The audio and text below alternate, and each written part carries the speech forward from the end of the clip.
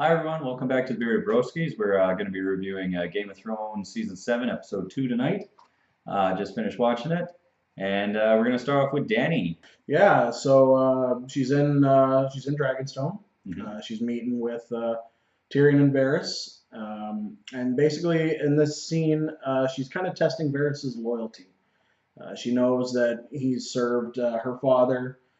She knows he also served Robert Baratheon. That Robert was trying to kill her at one point. So she's just kind of Hmm. trying to see like where does his allegiances lie in all this. And he basically tells her like, okay, well, I will serve you. I have no problem serving you. I've Hmm. served many kings, but I also serve the people. And he kind of lays it out that that's what his ultimate end game is. He's always going to serve the people. Yeah, and as we're watching this, we kind of everyone's getting a little bit uncomfortable with it, right? Because you know that Dany has weaned people out before that she didn't think were loyal to her, and she's ended up killing them, feeding them to the dragons, like killing them basically. And Tyrion's kind of getting worried too because she's like not letting up on Varys, and he's trying to defend Varys, but she just pretty much ignores him, just keeps pummeling at Varys, Yeah. bringing up all his past and this, and then to the point where we think, like, oh shit, like is Varys actually going to defend himself? And then he finally pipes up and says, yeah, yeah, I flip flopped a lot over the years between rulers, but he goes, I only did it because it wasn't the right ruler, Mm-hmm. that was in charge. Like he was saying that the Mad King obviously was terrible, Yeah. but he said Robert.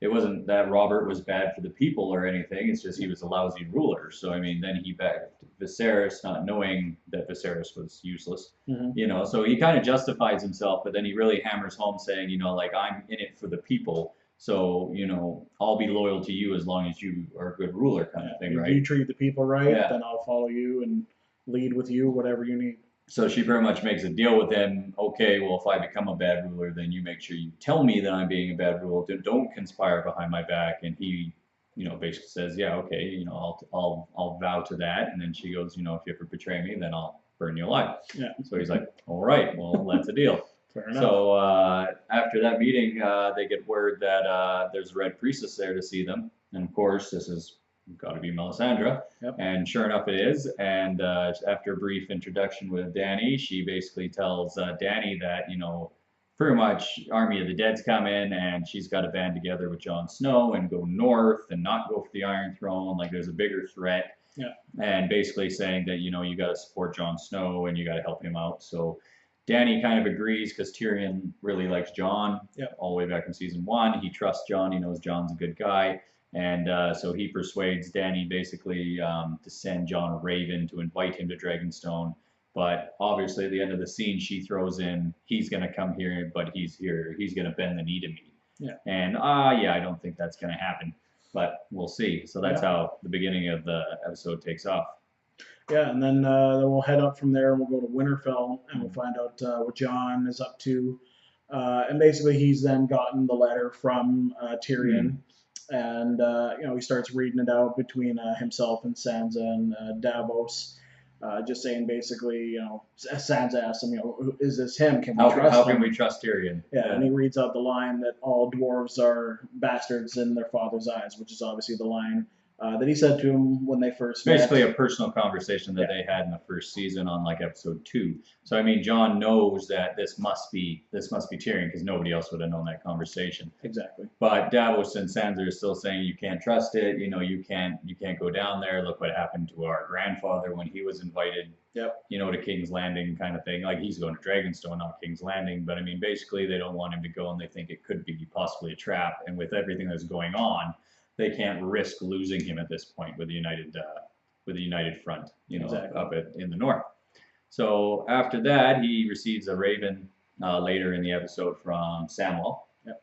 who tells him that there's mountains of dragonglass underneath Dragonstone. So now more than ever, he's like has a meeting with all his bannermen and tries to pitch to them, like we have to go to Dragonstone. We need this dragon glass. Yep. We need to start manufacturing it into weapons. Like we don't have the men. And she's got 3 dragons, so hey, dragons would be good in a fight. Dragon Glass and Fire, they're pretty good against whites. And, there's not a lot of Valyrian steel kicking around anymore, so, why not go for it? Not people who want to donate their swords anyway. So he basically, Sansa's completely against him. She's once again in public, just completely undermining him. and arguing with him on this fact. In fact, all of them are. Yeah, Even this time all the Bannermen are against it. They're saying absolutely not. You're the king in the north. You can't leave the north. We need you here. we need the king to stay in the north this time. The last time he left, he died, kind of thing. And he goes, well, you know what? I have to do this. You made me king. I didn't want to be king, but I stepped up. But I'm leaving Sansa in charge. So if anything happens to me, Sansa will now rule the north. Yep. So then Sansa goes, yeah, okay. All right. Yeah, I like that idea. Okay, yeah, you can go. Yeah. And before we're done with John, he's down in the crypts looking at his father's statue, right? Because Peter Baelish gave his bones back to Catelyn back in season 2, and Peter Baelish shows up and starts trying to do his manipulation bullshit with John, who's just not having. I think John knows more about him than he's letting on. We haven't really had any. Like no one's actually told John, oh hey, Littlefinger orchestrated you, like your dad being captured in the beginning. You know, Peter Baelish is the one who set up most of your family to fail. You know, he gave Sansa to the Boltons. I think he knows that. Yeah. But he doesn't trust him at all. So he basically is like, what are you doing down here in like the Stark crypt? You don't belong down in the Stark crypt. And he starts, you know, Baelish starts talking about. You know, how he loved Sansa and how he loved his mother, and John is not having any John of that. just fucking slams him up against grabs the wall him by the neck and says, if you ever hurt any of my family, I'll kill you. No, I'll kill you personally. So, not exactly what Littlefinger was expecting, but if you remember, Ned Stark did the same thing to him outside of the brothel. So it was kind of just a nice overlay of, you know, first Ned choking him out, wanting to kill him, and now John choking him out, wanting to kill him. He's probably like, man, I gotta stop talking to the men in this family. You know, the women are the only nice ones too. Yeah. So that's how we'll end up with up north. All right, so we'll leave off on Winterfell and John for now. We'll come back to Dany later, but for now we'll head off down to King's Landing, and we've got a scene with Cersei, and she's trying to appeal to her remaining bannermen. There aren't many left, but she needs someone to help her fight. So she's gathered them all in the Great Hall, and she's trying to appeal to them that, you know, we've got this enemy who is the daughter of the Mad King, that if we let her take the Iron Throne, then she's going to burn your keeps. She's going to... The Dothraki are going to rape all your women, enslave your children, burn all your homes down. She's basically going... She's exactly like her dad was. She used to feed people to her dragons and Marine. She's a big tyrant. So basically trying to scare the remaining lords into joining her to help fend off the foreign invasion of Dothraki savages and unsullied slave soldiers. And she's really appealing to the Bannermen and the Reach, right? Like House Tyrell is obviously rebelling against the throne of Olenna, so she's trying to actually turn all her Bannermen, especially Randall Tarley, against them all, which leads to a scene with Jaime and Randall where he has a private talk with Randall, and at first Randall's not interested at all because he's like, you know, my house isn't backstabbing, and we're not ambitious, and we're not like... You know, we've been bannermen with the Tyrells for many years. You know, we're not going to just break like that hundreds of years, over you nothing. Know.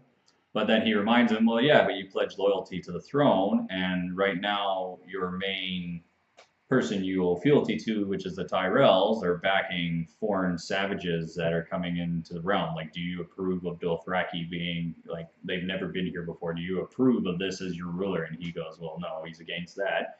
So I think Jaime's kind of won him over. Jaime also proposes that he wants him to be the ranking general of all the armies for the Lannisters, basically. Because Randall Tarley is pretty much the only one who defeated Robert Baratheon back in the day during the rebellion, so obviously he knows what he's doing, right? He's obviously a pretty good general. Exactly. And then he promises Randall that he will be the new Warden of the South. So he will be the new Lord of the Reach. So that's a pretty good upgrade, I think. So I think he's like, it seems like he might have won him over. And then from there, we had Qyburn make reference to the fact that they're working on something for the dragons, which is obviously everyone's main concern, is the fact that Dany has 3 dragons. So like, how are you going to deal with that? So he'll take Cersei down for a tour down in the basement, down in the crypts.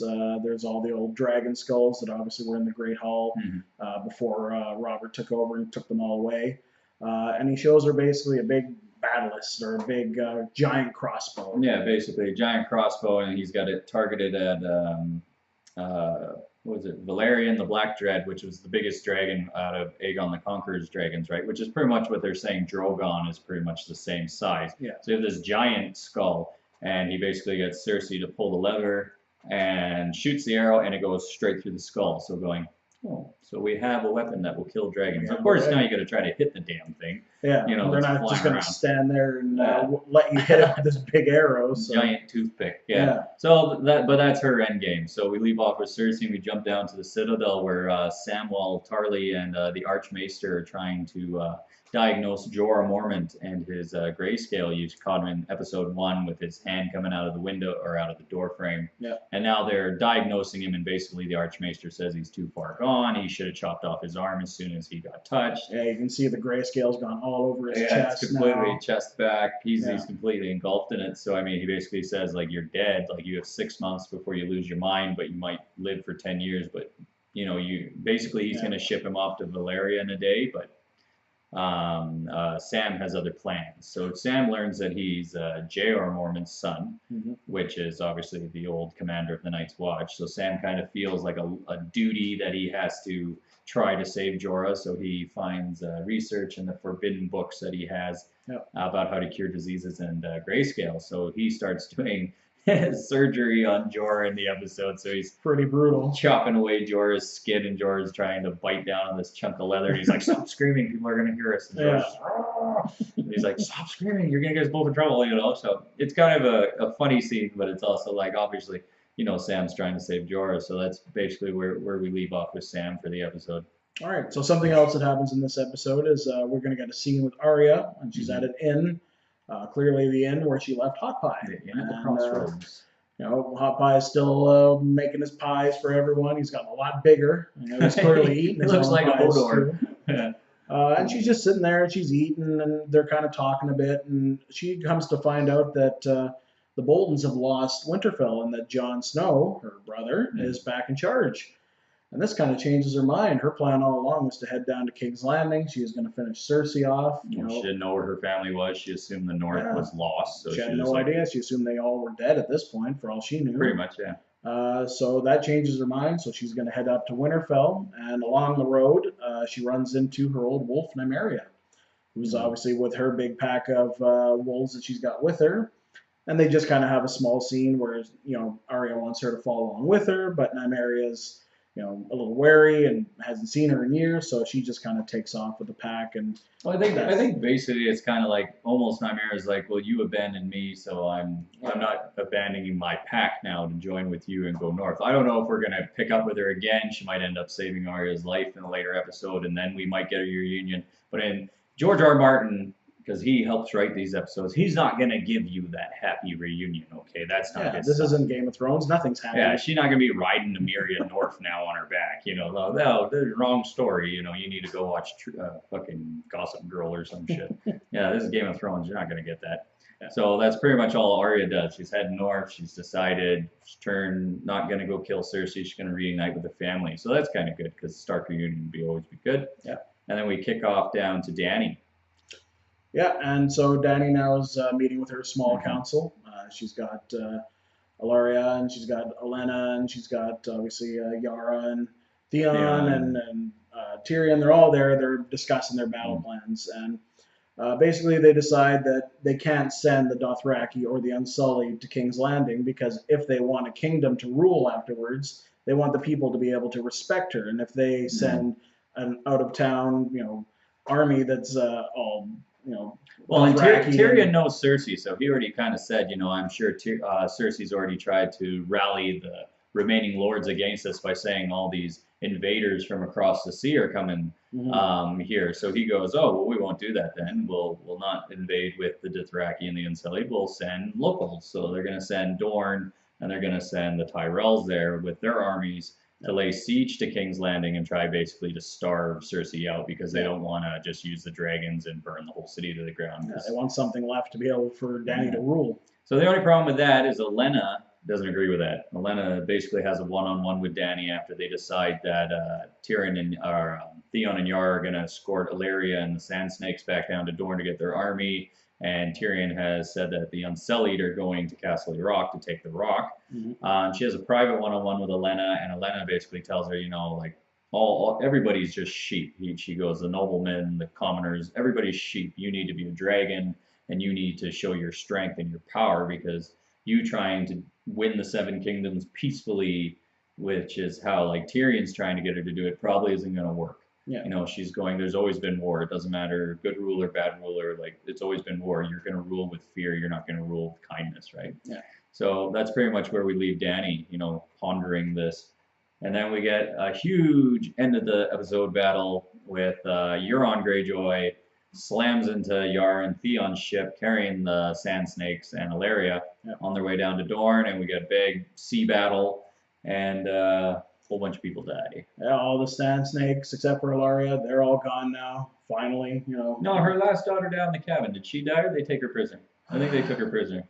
Well, she was killing guys. She was shoving knives in crotches. And stuff, I think she might have survived. She might have survived. Yeah. I can't remember. This is a live review, okay? Yeah, you know, it's not like we wrote all this shit out. You know? So one Sand Snake might be live, the other two completely dead. Yep. And then Euron catches Yara, and Theon starts crying and jumps ship into the water and abandons her instead of saving his sister. Now, this looks really bad for Theon, and you think that little bitch Theon's back, that Ramsay beaten down into a dog. But then after I thought about it, when we got kind of a little pissed off about it, then we did, I decided.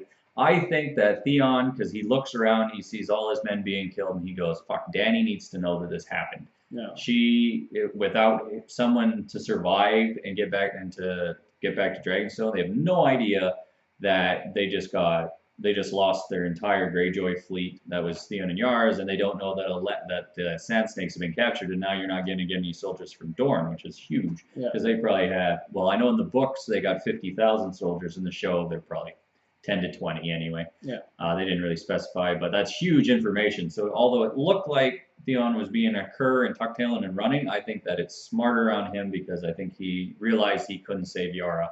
So instead he's like, I'm going to warn everybody. That's what I think. And I don't think Euron's going to kill Yara right away anyway. No, he's got the present. Yeah, he's got the present. He's got, the two girls, obviously, and now Yara that he's going to take back to Cersei. And this is how he's going to probably try and win over Cersei, to team up with her. He goes, I just neutralized the Dornish invasion. I just neutralized their biggest part of their fleet. Yeah. And I think the mountain's going to squash Illyria Sand's head like Oberyn's.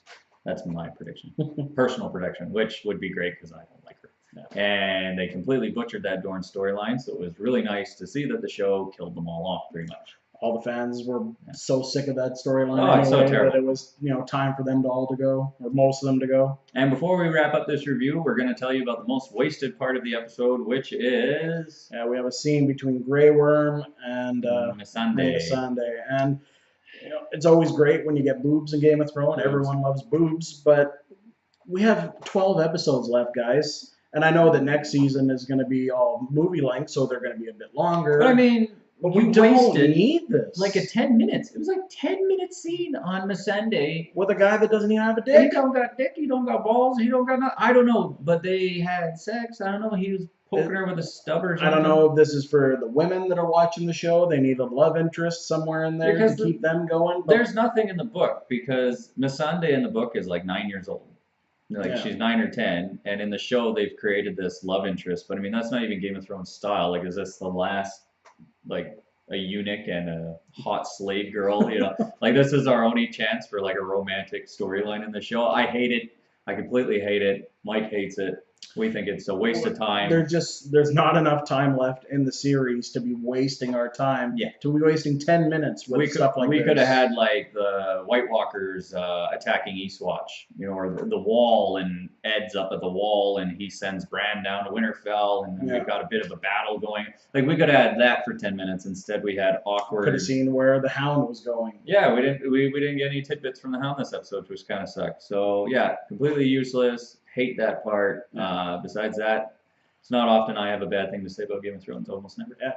Overall, I think this is another really solid episode. Oh, great episode. I probably like the first episode a bit more just because of the whole area scene at the beginning, but that's pretty badass. I got nothing much to complain about this episode. Yeah. So that pretty much wraps up episode 2. Join us next week when we do episode 3 next Sunday. And like, share, and subscribe, guys, if you enjoyed what you saw. And we'll tune in next time for you. Cheers, guys.